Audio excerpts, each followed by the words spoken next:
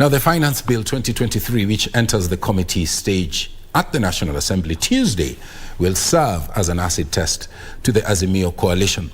The coalition has hinted at presenting amendments to the bill touching on the 1.5% housing tax, as well as the 8% increment on VAT on petroleum products.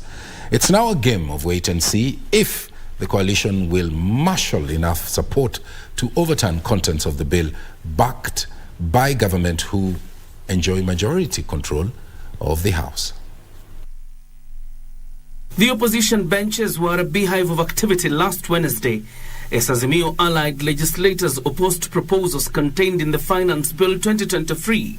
Despite amplifying their voices to oppose the adoption of a bill, the vote would end with 176 legislators supporting the adoption of a bill, while 81 MPs opposed the adoption of a bill. You set out to increase VAT on fuel and petroleum products from 8 to 16%. You essentially mean that the cost of living is going to skyrocket automatically. We do not want our hustlers to die. We will speak for them. They are suffering enough, Mr. Speaker. I do not understand how a government that says that already there's a problem insists on increasing the overall budget from 3.3 trillion, which it was in the previous year, to 3.67 trillion. Queries would emerge on the whereabouts of Azimio allied legislators who were absent from the chambers during the vote.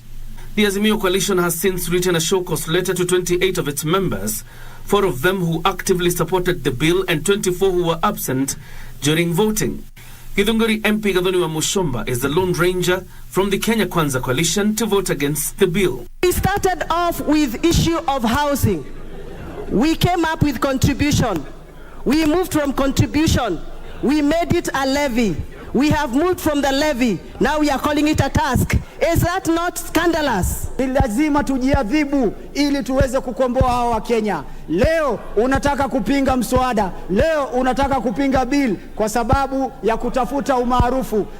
And as Parliament prepares to debate the bill at the committee stage, all eyes will be on the opposition who have hinted at proposing amendments. Several amendments agreed upon by the Kimani Kuria-led Finance Committee have been proposed, with the Kenya Kwanza side keen on pushing through all of them, while Azimio says it has prepared a raft of amendments that will most likely be opposed by the government side. Among the amendments sought by Kenya Kwanza include the lowering of the housing tax from 3% to 1.5%. The committee is also recommending its implementation to be deferred to January 2024 in order to put in place a watertight legal framework ahead of its implementation. The 15% tax proposed for digital content creators will be lowered to 5%. The Kenya Kwanza side is keen on retaining the proposal to set the VAT of petroleum products at 16%, up from 8%, a proposal that Azimio's side has vehemently opposed, claiming it was punitive and would overburden Kenyans. And because we do it cross by clause, we'll have enough time in the coming days to interrogate that bill and, of course, do the changes that we may seek to do. Some of the MPs who have received disciplinary letters from Azimio for being absent say they will support the proposals, with President William Ruto urging them to ignore alleged intimidation by their parties. Na tuache siasa ya propaganda, because this is our country and we want our country to succeed. Whether I'm an MP or not. Wacheni Kiingereza mingi nini sijui nini, sijui umeandikiwa barua na sijui chama gani. Wewe unaandikiwa barua na chama, na hawa wenye walikupatia kura barua yao umesoma. John Jacob Kuria, Prime Edition.